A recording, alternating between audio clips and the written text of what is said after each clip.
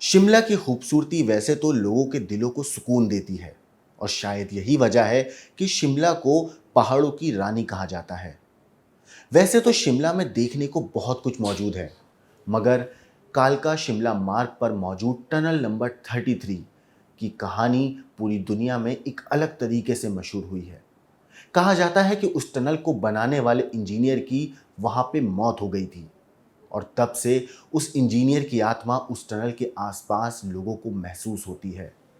2 minute का वक्त लगता है जिस टनल को पार करने में। उस टनल में आज भी आसपास के रहने वाले लोग कहते हैं कि उन्हें वहां पे कुछ असामान्य महसूस होता है। तो चलिए आज क्राइम तक पर हम आपको बताते हैं शिमला की टनल नंबर 33 की पूरी भूतिया कहानी।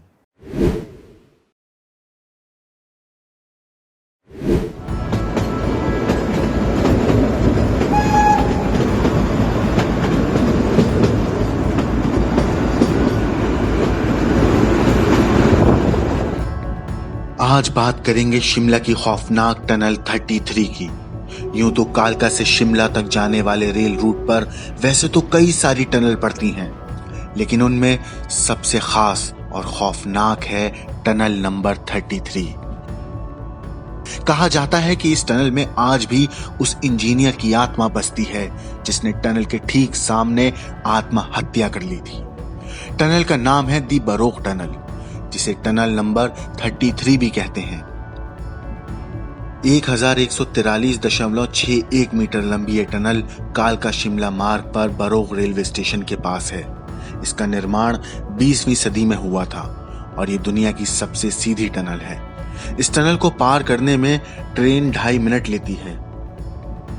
ब्रिटिश काल में कर्नल बरोक नाम का ब्रिटिश इंजीनियर था जिसे इस टनल बनाने की जिम्मेदारी दी गई थी, लेकिन ब्रिटिश सरकार को उसका काम ठीक नहीं लगा और सरकार ने पैसों की बर्बादी करने का कर्नल पर 1 रुपए का जुर्माना ठोक दिया। मजदूरों ने भी उसे बहुत खरी खोटी सुनाई क्योंकि उनकी मेहनत बेकार चली गई थी।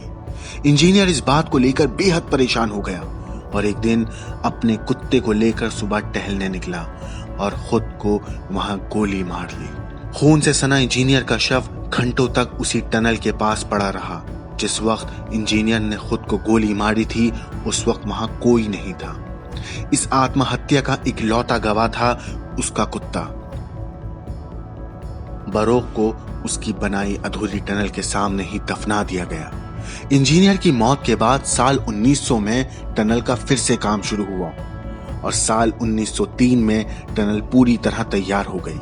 ब्रिटिश सरकार ने टनल का नाम इंजीनियर के नाम से ही रखा, बरोक टनल। टनल से गाड़ियों का आना जाना शुरू हो गया, मगर स्थानीय लोगों को यहाँ का माहौल कुछ अजीब लगा। कुछ का मानना था कि इस टनल में आज भी इंजीनियर की आत्मा घूमती है।